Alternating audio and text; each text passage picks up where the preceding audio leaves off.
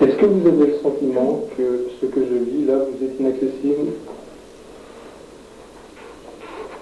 Non, mais c'est pas encore pour moi le moment parce que j'ai des gens que j'aime.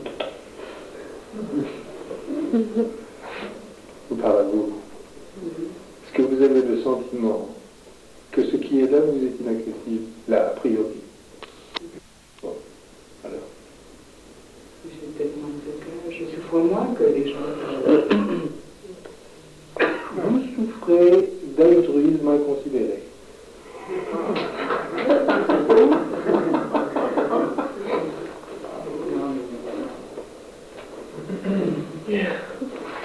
Quand on venait voir le Maharishi, Ramana Maharishi, et qu'on lui posait ce genre de questions, on lui demandait entre autres comment mieux s'occuper des autres, ou mieux partager avec les autres. Il disait, moi j'ai l'impression quand je vois des êtres comme ça, comme si j'étais devant des êtres qui étaient dans un train et qui continuaient de porter leurs valises. Mais alors, en plus, vous voulez porter la valise des autres.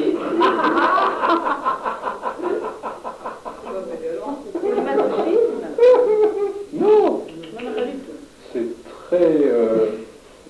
vous savez, c'est très gratifiant d'aider les autres à porter leur valise. Il y a deux formes de générosité dans l'enseignement. Il y a la générosité de ce qu'on pourrait appeler l'upaguru, qui consiste à vouloir aider les autres à porter leur valise. Mais c'est parce qu'on n'a pas senti le train soi. Et d'une certaine façon, on continue à porter les siennes.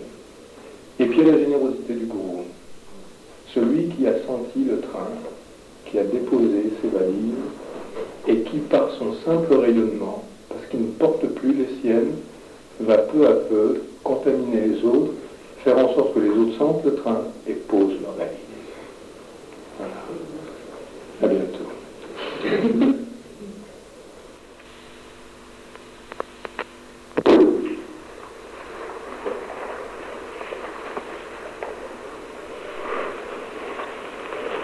Alors, venez chercher l'invitation. C'est vous qui devez faire le chemin. Moi, je suis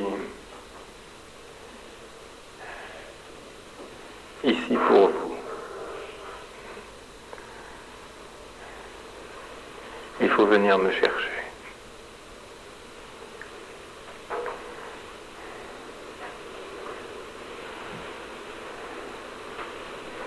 Et en venant me chercher, c'est vous que vous trouverez.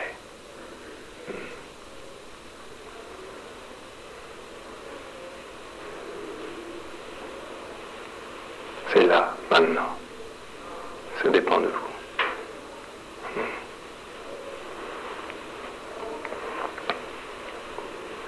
Moi, je le sais.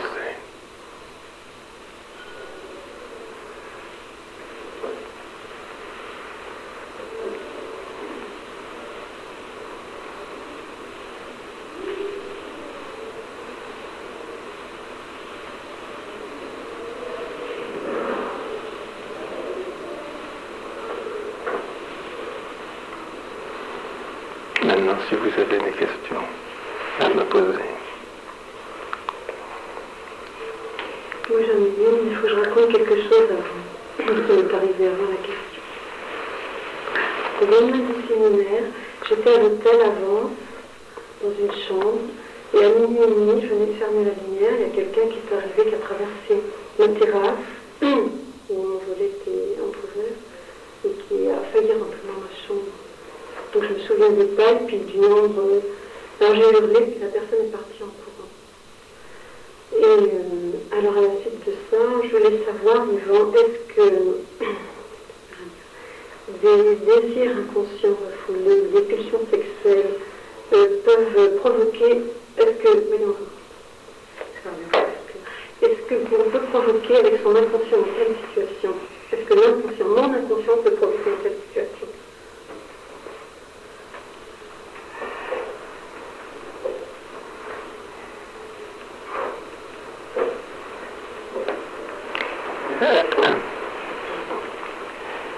Quand on a reçu la flèche,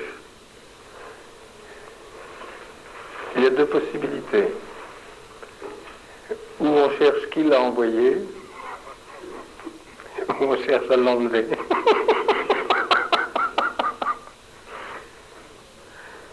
Ici, on est là pour enlever la flèche.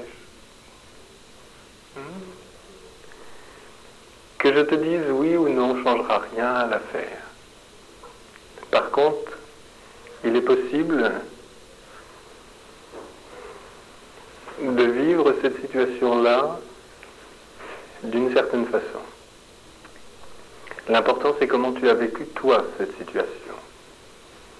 Je crois que j'étais jusqu'au bout de l'analyse, mais je reste néanmoins un petit peu obsédée parce que je sens encore le pas. Et toute la nuit d'après, on m'a donné de voir, j'ai vu pour 3 fois le visage. C'était pas en rêve, hein. Chaque fois, c'était le même visage qui apparaissait. Et de temps en temps, ce visage, il revient, il n'y a que 10 jours. Les pas reviennent et puis mon cri, j'ai quand même du mal à m'en débarrasser.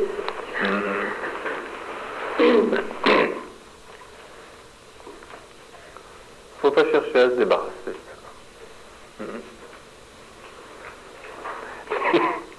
Et je me souviens une anecdote en Inde. Quelqu'un demandait à un maître un mantra vraiment efficace pour se libérer. Et alors il insistait, et puis finalement le maître lui dit, bon, alors je vais te transmettre un mantra. Et enfin le disciple est content parce que ça fait longtemps qu'il attend. Et puis il lui transmet le mantra, et le disciple est tellement heureux. Puis il lui dit, mais attention, pour que ce mantra soit efficace, il faut surtout, lorsque tu le répètes, que tu ne penses jamais à un singe gris.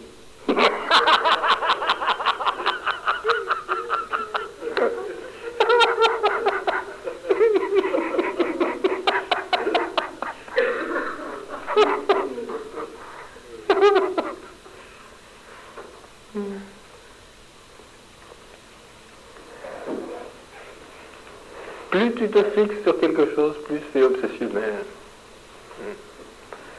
Il y a d'autres façons. Il faut prendre note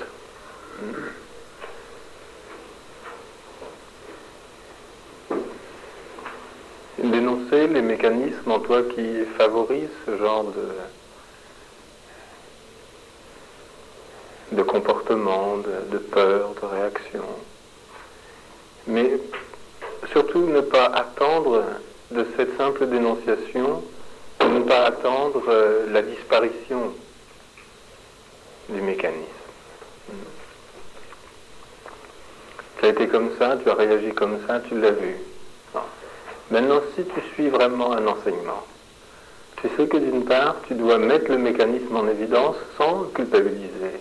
Hein? C'est une mise en évidence seulement. Ça te permet d'agrandir la chambre dans laquelle ça s'est passé.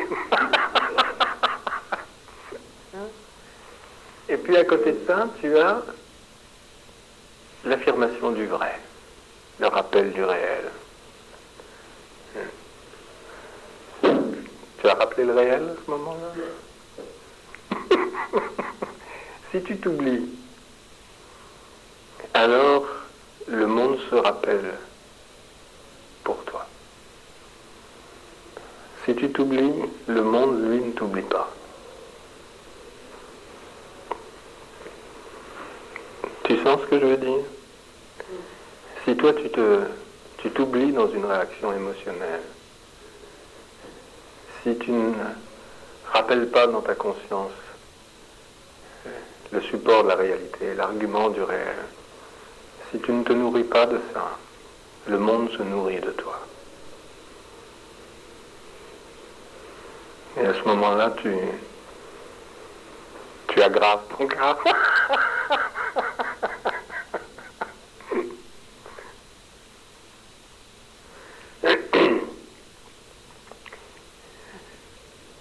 Tu sais, on peut envisager une immense fresque où l'inconscient engendrerait les multiples situations, événements auxquels nous sommes confrontés. Elles seraient en quelque sorte les miroirs de notre histoire personnelle. C'est une façon de voir. Mais ça relève trop de la théorie. il est une façon de voir beaucoup plus pratique, immédiate.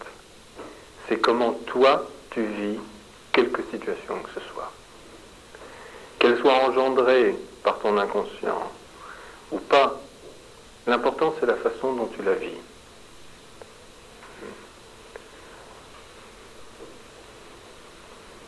Je prends un autre exemple. Tu peux dire que tu es tombé malade. Tu as développé un symptôme très désagréable, une maladie grave éventuellement. Et quelqu'un va théoriser là-dessus, va te dire, mais ça c'est ton inconscient qui a engendré ça. C'est peut-être vrai.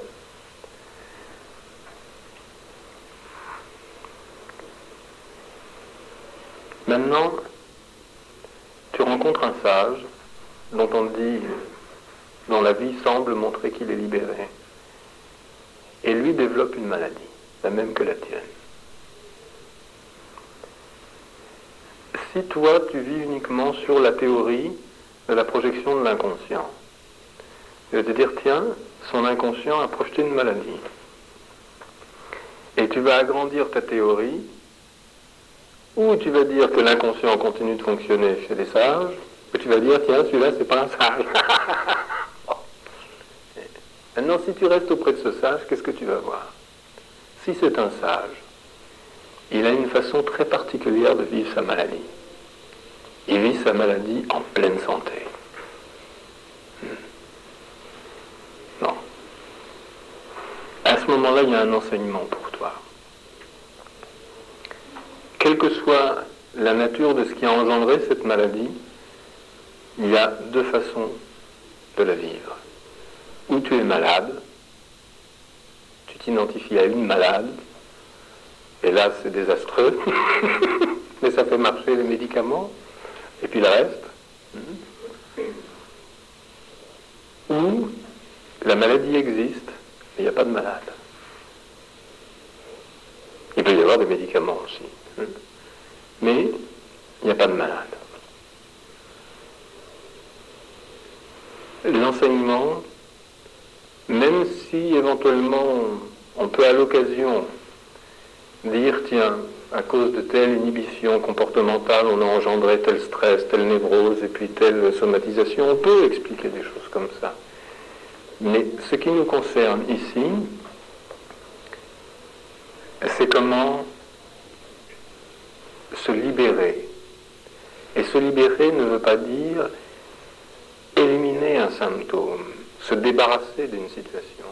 Se libérer, ça veut dire, quelle que soit la situation, ce n'est pas elle qui détermine ton état intérieur et ton comportement. Être libre, c'est ça.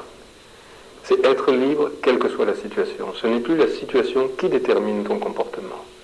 C'est la conscience d'être. Alors la maladie est joyeuse. Alors le monsieur avec ses pas sur le balcon, c'est le Seigneur qui passe. Il faut restituer à l'événement sa nature de réalité. Pas chercher dans l'événement la coloration de projection inconscient et toutes les théories. Sinon après, qu'est-ce qu'on va dire? Que notre situation, c'est l'inconscient collectif qui la projette, et puis la situation du monde, alors, c'est l'inconscient de Dieu.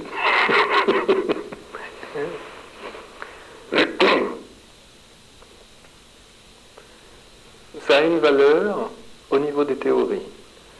Dès que tu rentres dans une démarche où il est question d'un engagement personnel, d'une pratique et d'une réalisation, ça n'a pas d'importance prioritaire.